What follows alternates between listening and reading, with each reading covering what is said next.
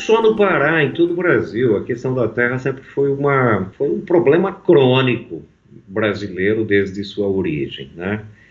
E vários livros destacam muito bem isso, do Casagrande ao Senzala, a outros historiadores, né? Josué de Castro, etc., descreve muito bem a situação do Nordeste brasileiro e de todo o Brasil, mas o Pará, à época, se não me falha a memória, vivia o governador se chamava Almir Gabriel, do PSDB, né? E o MST ainda estava começando as mobilizações no Pará. Então, várias áreas foram ocupadas e, em função de tentar pressionar o governo, o MST fazia uma caminhada em direção à capital. E é muito longe onde aconteceu o episódio na Curva do S até a capital. Mas a tentativa era se dirigir à capital num momento em que nós realizávamos em todo o Brasil várias marchas estaduais. À época, realizamos aqui em São Paulo também uma marcha em direção ao estado de São Paulo, uma marcha saindo de Sorocaba, me lembro que participei dela, outra marcha saindo de Campinas em direção à capital, uma articulação entre MST, então movimentos de luta pela moradia, iniciando os processos, e em todo o Brasil nós realizávamos marcha.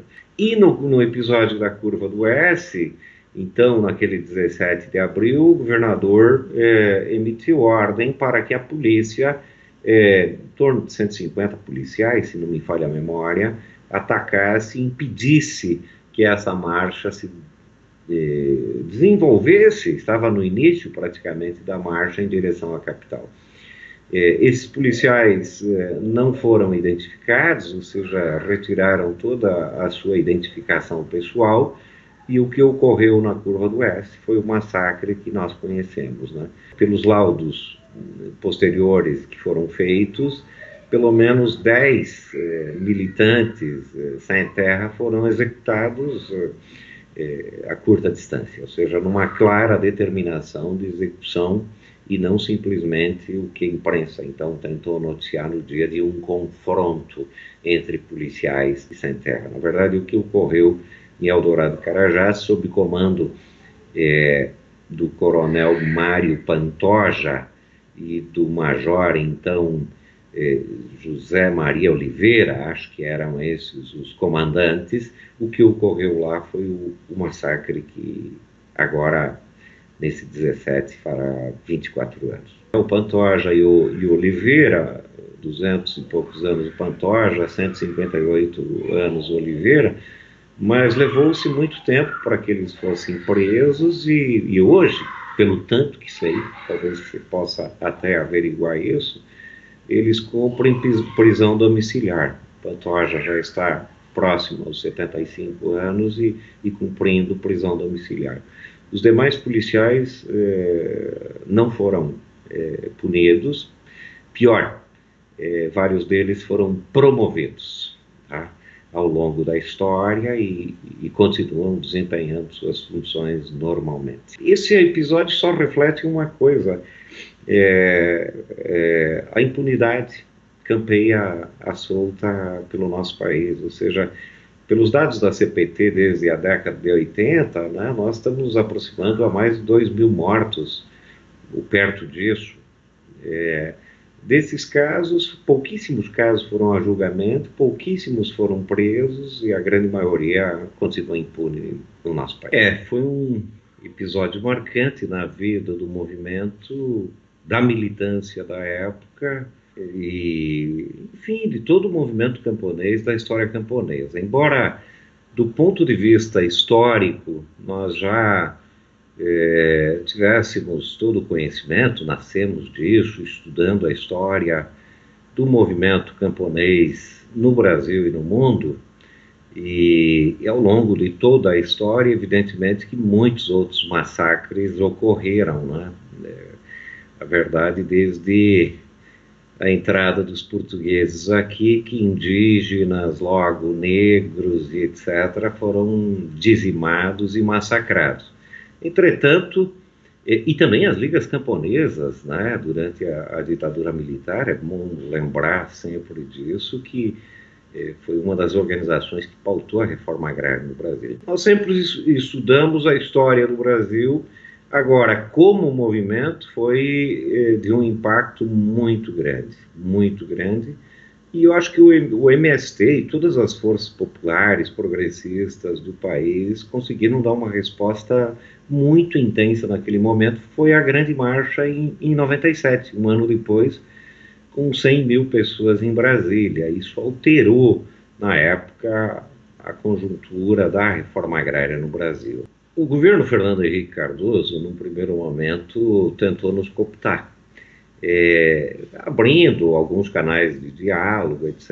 Num segundo momento, a tentativa foi estimular vários outros movimentos, portanto, a fragmentação do movimento camponês em todo o Brasil, e depois, num terceiro momento, foi a tentativa do enquadramento. Talvez alguns mais antigos lembrem até de uma novela exibida pela Rede Globo, chamada O Rei do Gado, que no fundo era uma tentativa de nos enquadrar dentro de um tipo de ação, tentando fazer com que o movimento deixasse de atuar assim como surgiu, enfrentando o problema principal do país, que é o problema da concentração de terra e através da ocupação de terra, tá?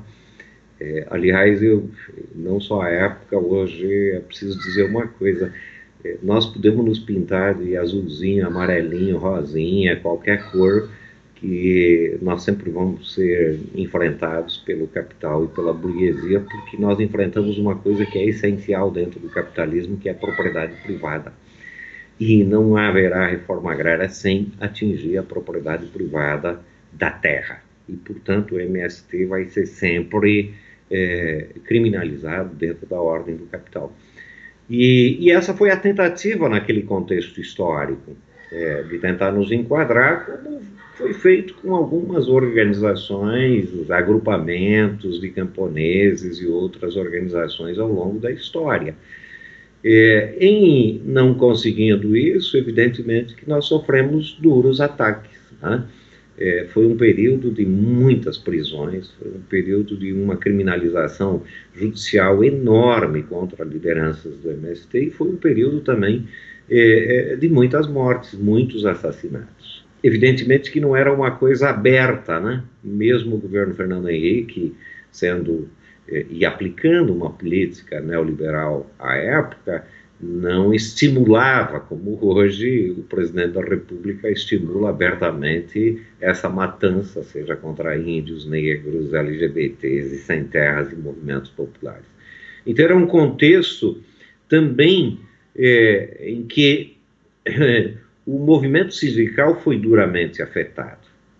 É sempre bom lembrar da greve dos petroleiros de 94, 95, acho, e que foi enfrentada pelo governo Fernando Henrique Cardoso, inclusive colocando o exército para combater os petroleiros. Então era um contexto em que o movimento sindical estava sendo duramente atingido pelas políticas neoliberais, mas a luta pela terra estava em ascensão, estava num crescente. E nós conseguimos, pós-massacre de Eldorado e Carajás, inclusive foi criado o próprio MDA, né, o Ministério do Desenvolvimento Agrário, e uma política de assentamentos, nunca reforma agrária, mas uma política de assentamentos que nos levou a assentar algumas milhares de famílias por todo o Brasil no pós-massacre Eldorado e Carajás. Porque o movimento sem terra surge na ditadura militar, enfrentando a ditadura militar. Claro que já era um momento de enfraquecimento desta, fruto das próprias processos de luta urbanas, principalmente a classe trabalhadora urbana industrial, né, que se levanta ao final da década de 70, junto com outros setores da classe trabalhadora brasileira, a luta contra a carestia, etc., que criaram as condições para o surgimento do MST e de outros movimentos à época. Então, desde o início do MST, não foi fácil. Uma dificuldade imensa, que não vou entrar nos pormenores aqui, mas que foi enfrentado e que construiu um tipo de militância à época. E evidentemente que o massacre de Eldorado e Carajás, um pouco antes, o massacre de Corumbiara, mas também todo o conjunto de despejos violentos enfrentados em todo o Brasil, o episódio de Santa Elmira, no Rio Grande do Sul, as ações que enfrentamos em Minas Gerais, na Fazenda Aruega, aqui mesmo, no estado de São Paulo, o despejo em Getulina, e em todo o Brasil houveram sempre ações muito fortes do Estado brasileiro, da justiça brasileira, em particular do latifúndio brasileiro, com o seu braço armado, contra a luta pela terra e contra o MST em particular. Forjaram um tipo de militância que enfrentou o Estado brasileiro e todo o processo de criminalização também vivido na década de 90. É bom lembrar que antes disso nós tínhamos passado pelo governo do Collor de Mello, que tentou também isolar o MST e criou uma série de barreiras, e nós fomos aprendendo com a história e também com a luta daquele cotidiano como enfrentar isso. Mas no governo Fernando Henrique Cardoso houveram várias tentativas, seja de criminalização do MST, seja de divisão interna do MST, e logo o massacre de Eldorado e Carajás. Então já tínhamos um contexto e um acúmulo que nos permitiu fazer o enfrentamento. Claro, até hoje choramos os 19 mortos daquele episódio. Entretanto, o processo de violência contra camponeses, lideranças, seja de igreja, indígenas, etc., continua e continua muito forte, inclusive na atualidade. Todas as forças armadas, em particular a polícia militar, é forjada ideológica, técnica e politicamente no contexto da ditadura militar. E o Estado brasileiro, é bom lembrar, não só no período da ditadura militar, mas nunca fez reforma agrária e fez uma profunda distribuição de terras no nosso país, né? Mesmo quando Getúlio Vargas assume o poder no Brasil, na verdade houve um acerto com principalmente as oligarquias e as cafeicultoras do estado de São Paulo, e não fez a reforma agrária no Brasil, mesmo na década de 60, quando começou-se a discutir o tema da reforma agrária. A ditadura militar prepara um dos documentos e de uma das leis mais importantes da questão agrária, que é o Estatuto da Terra, mas, embora tivéssemos uma lei muito interessante, talvez mais avançada que a própria Constituição de 88, ela, concomitantemente à criação de uma boa lei, aniquila o movimento popular. E eis uma lição muito interessante, né? Não adianta ter lei. Se você não tiver movimentos populares organizados e pressão popular, você pode ter a melhor lei do mundo, que ela não vai ser aplicada, né? E mais que isso, se desenvolveu no período da ditadura militar, toda a perseguição, assassinatos, tortura, contra toda a militância de esquerda à época. E isso forjou parte da lógica repressora que na abertura democrática ela se manteve praticamente intacta. Claro, houveram mudanças ao longo dos últimos anos, mas esse script das forças de repressão continua muito presente na atualidade, inclusive reforçado agora nesse contexto que nós estamos assistindo e vendo. Acho, inclusive, que evidentemente o episódio de Eldorado e Carajás marcou a história do MST e da luta camponesa também no mundo, porque a partir dele se estabeleceu o 17 de abril como dia de luta internacional pela reforma agrária. Mas hoje nós estamos vivendo um contexto de um massacre de outro tipo, de outra natureza, talvez híbrido. Eu não encontro adjetivo para caracterizar esse massacre que nós estamos vivendo, não só pela pandemia, A pandemia é parte disso e vai dizimar talvez centenas de milhares de pessoas ou milhões de pessoas pelo mundo afora. Mas toda a crise econômica provocada pela ordem do capital vão dizimar milhões de pessoas, que, aliás, antes da pandemia já se encontravam numa situação de uma precariedade muito grande, fruto da própria ordem do capital, de alta concentração e centralização de renda e riqueza, já atingia quase 30% da população brasileira. Agora imaginemos todos nós nesse pós-crise. Então é um contexto que permanece aí de uma repressão intensa ao movimento social, ao movimento popular, aos setores progressistas, e nós continuamos assistindo isso, e eu acho que agravado ainda pelas condições que nós estamos vivendo, não só no Brasil, mas em várias partes do mundo, por governos neofascistas que chegaram ao poder no último período. Eu acho que nunca na história,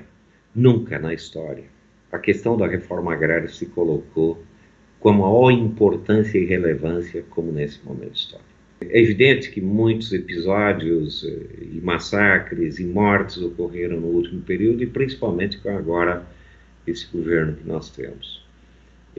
Mas antes mesmo da pandemia, nós tínhamos plena clareza e convicção de que o que se está fazendo no Brasil é uma espécie de barreira de contenção. Só que uma barreira de contenção, ela serve para segurar algum tempo, seja água, seja qualquer coisa, mas ao longo da história ela se romperá. E conter a demanda social já crescente no último período, desemprego, fome, miséria, etc., um dia mais ou menos ela explodiria. E ela explodirá, não tenhamos nenhuma dúvida. Agora, com a pandemia e com a situação de crise no Brasil e no mundo, eu não tenho nenhuma dúvida que nós vamos ter que fazer um debate profundo com a sociedade. Nós estamos agora empenhados muito na tarefa da solidariedade, de arrecadar comida, de resolver os problemas dos nossos acampamentos, que são o ponto mais frágil que nós temos, mas também as grandes aglomerações urbanas que nós temos no Brasil. Mas eu acho que tem vários pontos que nós podemos fazer uma interconexão aqui, que são importantes e que nós devemos discutir com toda a sociedade. A própria lógica de conformação das cidades. Veja, que tem a ver com o nosso histórico de não realização da reforma agrária no nosso país. Nós criamos cidades, megalópolis, extremamente populosas, sem condições. A origem das favelas tem a ver com a não realização da reforma agrária. É bom, inclusive, para quem está nos vendo, em 1850, quando se faz a primeira lei de terras no Brasil, até 1850 a terra era pública, né? E a mão de obra era escrava. É uma lei que antecipa, de alguma forma, a Lei Áurea, que foi assinada em 1888, com a dita abolição da escravatura. A partir de 88, formalmente a mão de obra se torna livre, mas a terra presa. Presa porque quem quisesse obter um pedaço de terra deveria obtê-la mediante compra e venda. Então imagine milhares de escravos, entre aspas, libertos, como iriam para a terra. Então é com isso que se criaram as periferias das grandes cidades, os grandes centros, cidades desorganizadas, desordenadas, e agora nós estamos pagando um preço alto do ponto de vista ecológico, ambiental e do ponto de vista social. Cidades como São Paulo e similares não têm sustentabilidade. Rio de Janeiro e assim por diante.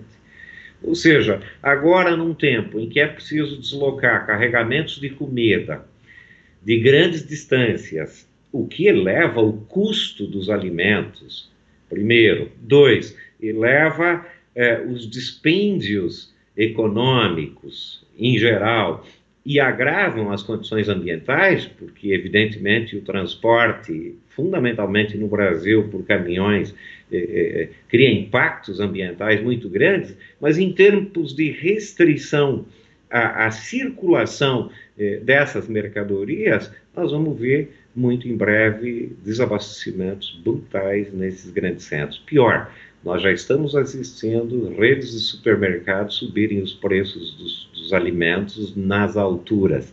Ou seja, mesmo que as pessoas tenham, e nós temos que lutar para que todo mundo tenha os R$ 600, nós vamos chegar a uma época em que vai faltar produtos, vai faltar comida. Então é um momento de rever tudo isso. Eu estou colocando a questão das cidades, preciso pensar novas formas de cidade, mas fundamentalmente aqui está uma questão, é preciso transformar a terra e todos os recursos naturais em patrimônio público. É sempre com tristeza. Ao longo da história do MST nós temos coisas belíssimas, e talvez eu termine aqui falando um pouco mais disso. Mas as coisas belas do MST jamais colocarão, escamotearão as nossas tristezas. Foram momentos muito difíceis, enterrar muitos dos nossos companheiros que poderiam estar aqui, que ficaram marcados na memória de quem viveu aquele período e marcará a história do nosso movimento e a história do nosso país. Mais que isso, depois de 24 anos, nós estarmos assistindo um governo como nós temos no Brasil. E estarmos, nesse momento, sem poder sequer sair às ruas. Tá?